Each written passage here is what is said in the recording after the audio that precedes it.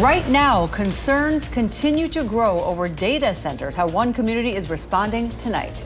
Plus, it's been mild lately, but accumulating snow is possible in the forecast. I'll have all the details coming up. Trump administration freezes funds for social services and child care in some Democratic-led states. What it could mean for Wisconsin. And we welcome you to News 3 Now at 6. Good evening. Thanks for joining us. I'm Eric Franke. And I'm Sarah Carlson. We begin with breaking news tonight. The Sun Prairie School Board has released the results of the investigation into staff handling reports of child sex crimes. Sun Prairie West High School Dean Robert Gilkey-Messigeyer was arrested back in July, after which the district hired an attorney to lead an independent investigation. Now, that investigation revealed several critical issues, including both the school and district-level administrators failing to recognize Title IX obligations.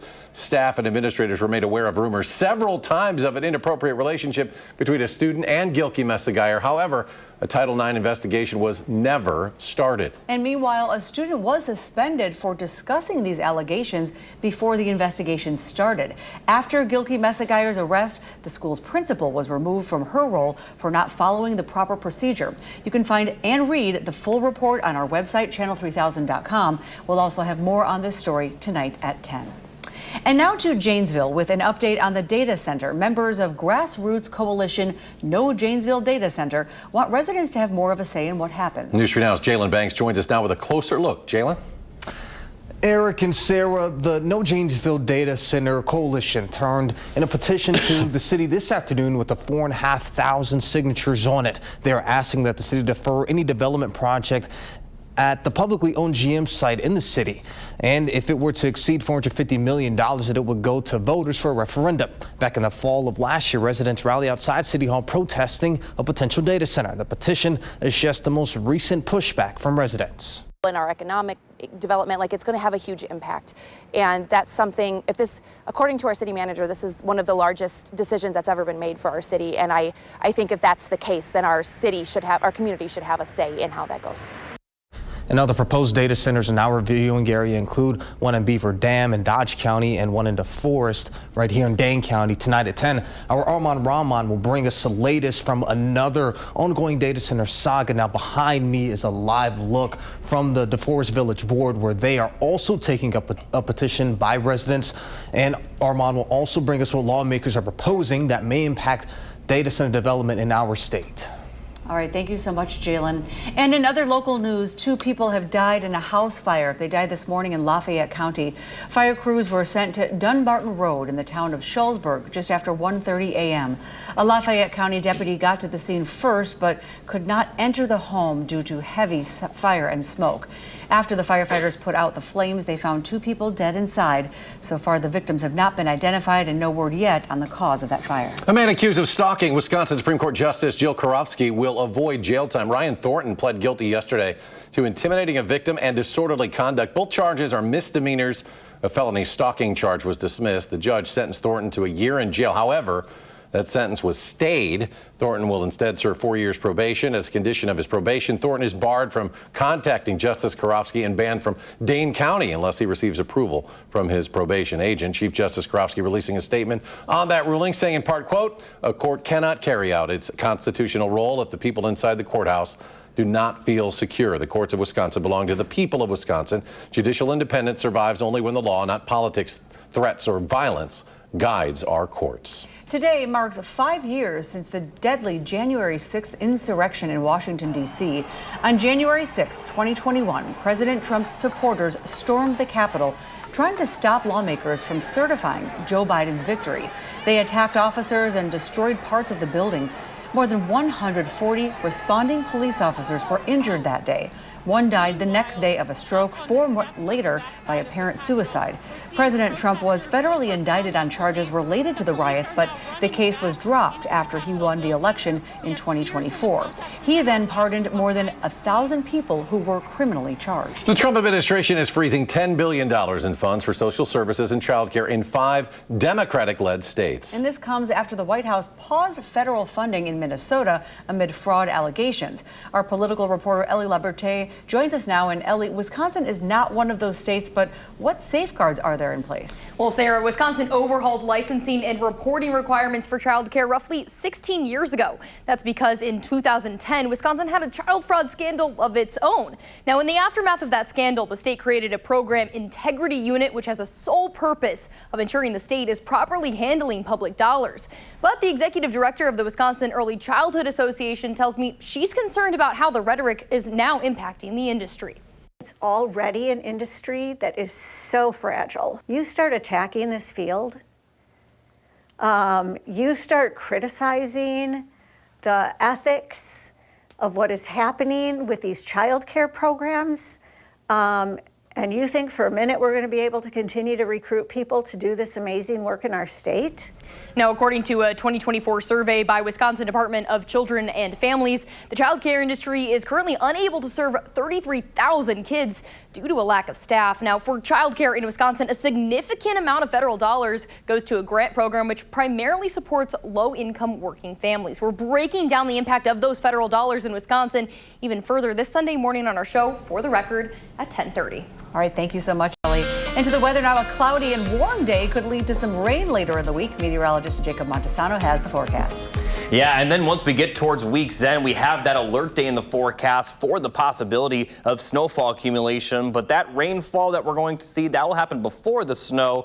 And before that rain, we're going to have a pretty nice day tomorrow. And as we take a look at some of the precipitation that we're still kind of seeing, just very light sprinkles moving through our region. But for the most part, tonight and all of tomorrow for certain will be pretty dry. And we're going to continue to be fairly mild. We'll have temperatures right now in the upper 30s, a few areas close to the lower 40s, and they're not going to drop all that much as we head into the overnight hours. They'll drop to around 30 degrees, but the lows forecasted are actually a little bit warmer than the highs or the average highs that we normally see for this time of the year. And because of these mild temperatures, we will see the potential for some fog. Visibilities, once we get towards Wednesday morning, will likely drop to around a half a mile to a quarter of a mile, maybe close to zero, especially for Madison and areas to the west. Now, this may continue until around 11 to noon and then getting better throughout the afternoon. And we also will see not just the fog clear up, but also a lot of the clouds clear up. And we'll see plenty of sunshine at times tomorrow, especially in those afternoon hours, with highs back at near 40.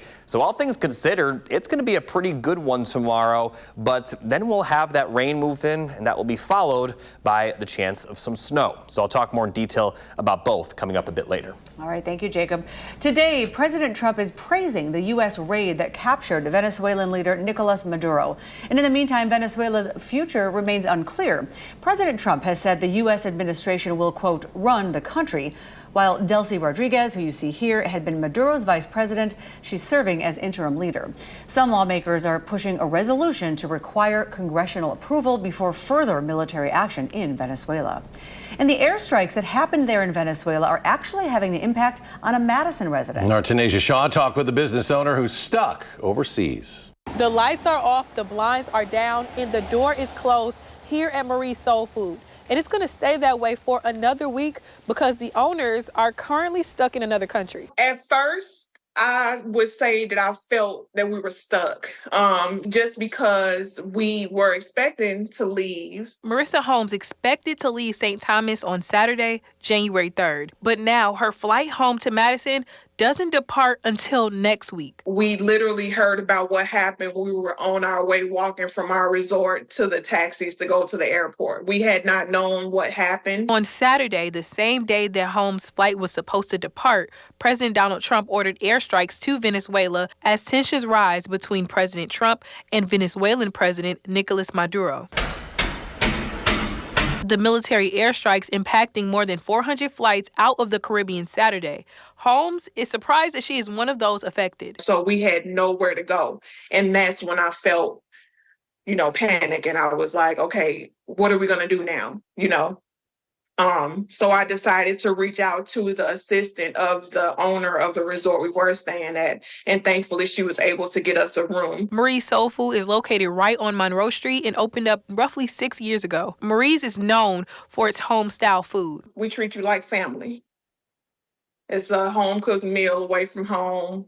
We do everything with love. As Holmes prepares to head back home in a matter of days, she's hoping that those same customers, or as she likes to call them, family members, will help her business recover after going several days without any sales. Losing a significant amount of income, sales due to us being closed the extra week. So we're praying and we're hopeful that it won't be too bad. Reporting in Madison, Tanasia Shaw, News 3 Now. Tanasia, thank you. Marie's Soul Food is expected to open up next week. Well, just ahead, the end of an era in public broadcasting. Plus, the Affordable Care Act subsidies have come to an end. More on what the community needs to know.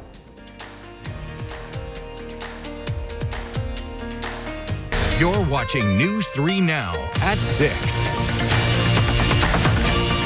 Extending the Affordable Care Act's enhanced premium subsidies has been at the center of several battles on Capitol Hill in recent months. And now that they've expired, millions of Americans will have to make important health care and financial decisions. Enhanced subsidies made Affordable Care Act coverage much more affordable, which helped draw a record 24.3 million people to sign up in 2025. According to KFF, a nonpartisan health policy research group, enhanced premium tax credits allowed lower-income Americans to enroll in policies with $0 or near $0 monthly premiums, while those in the middle class became eligible for help for the first time. 4 out of 5 consumers were able to find 2025 plans for $10 or less a month. Starting January 1st, lower income people have to pay 2 to 4% of their income. Higher income people might have no cap on how much they have to spend. They might have to pay full price, which could be 20, 30% of their income. Open enrollment ends January 15th in most states, meaning there is still time for people to shop for coverage before being automatically renewed into their same plan. The Corporation for Public Broadcasting is closing its doors. Yesterday, the CPB's board of directors announced it was voting in favor of dissolving the organization. That's after congressional decisions to end its federal financial backing. CPB officials considered placing itself on hibernation. That's just in case Congress decides to restore its appropriations. However, that move was rejected, according to CPB's president and CEO, who said doing so could create, quote, political manipulation or misuse. CPB made its debut back in 1968. It funded PBS, NPR, and hundreds of radio and TV stations all across the nation for decades. Still ahead on News 3 Now at 6, the weather takes its toll on Madison ice rinks. Plus, one of entertainment's biggest award shows is coming up soon.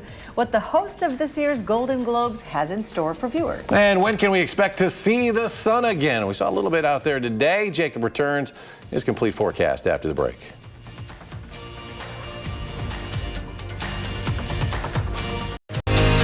You're watching News 3 Now at 6.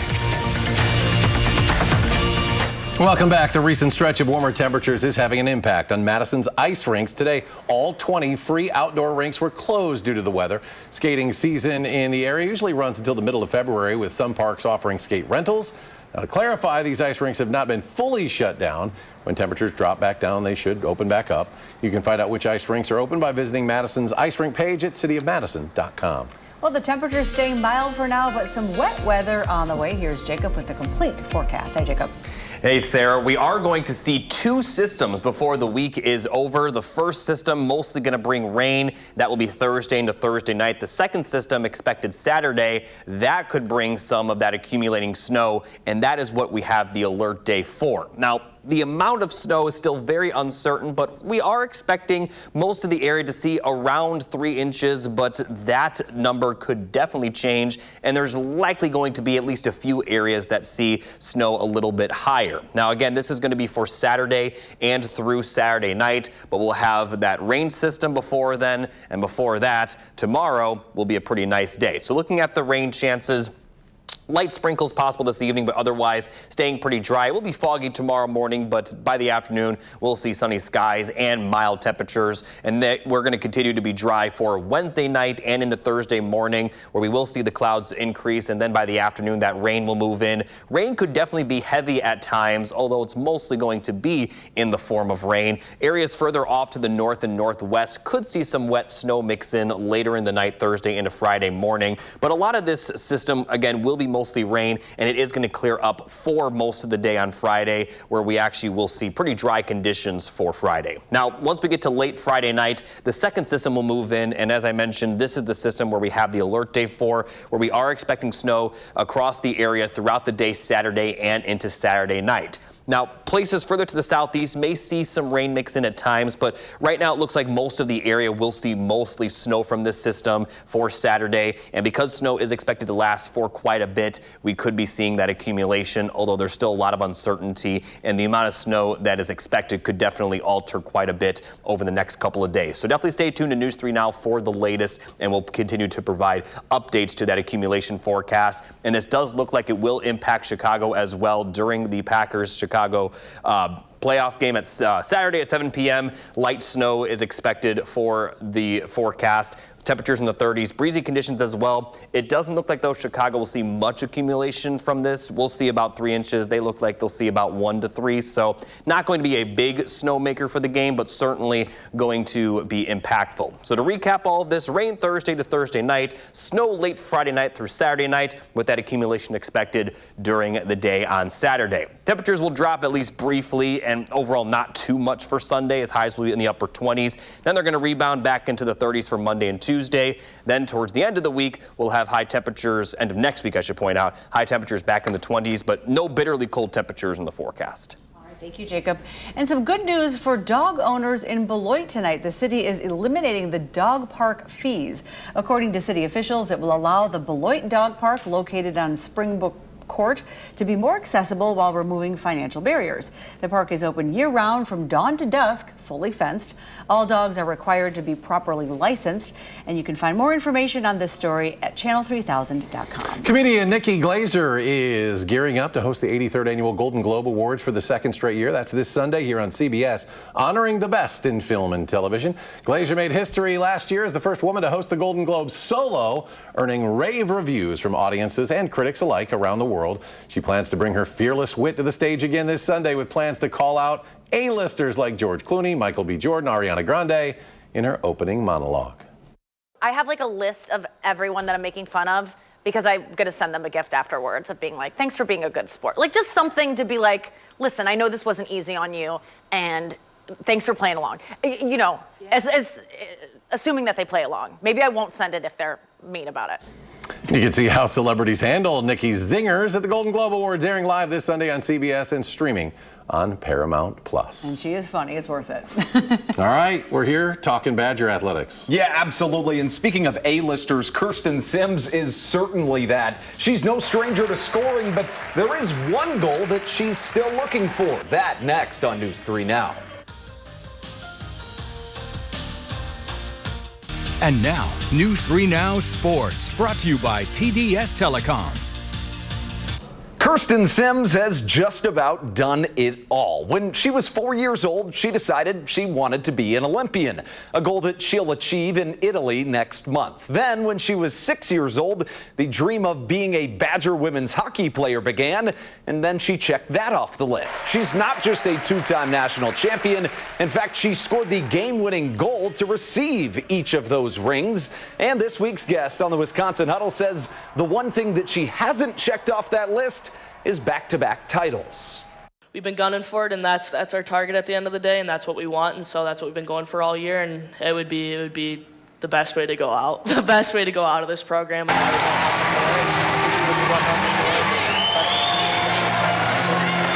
and everything that we have, so I think we'll get the job done. That's the plan, and that's what we're going for, so it's just day by day, and once we get to that moment, hopefully good things happen.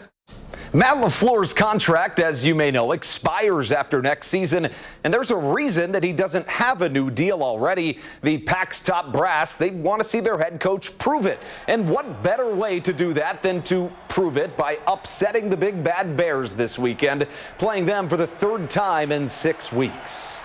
It's a pretty cool deal. I think anytime you're talking about division rivals and you're in the playoffs with a lot at stake, I think it just heightens it a little bit. Ultimately, it's about just being able to go out there and kind of channel your emotion and go out and execute. So the team that typically can do that the best is probably going to be the team that wins the game.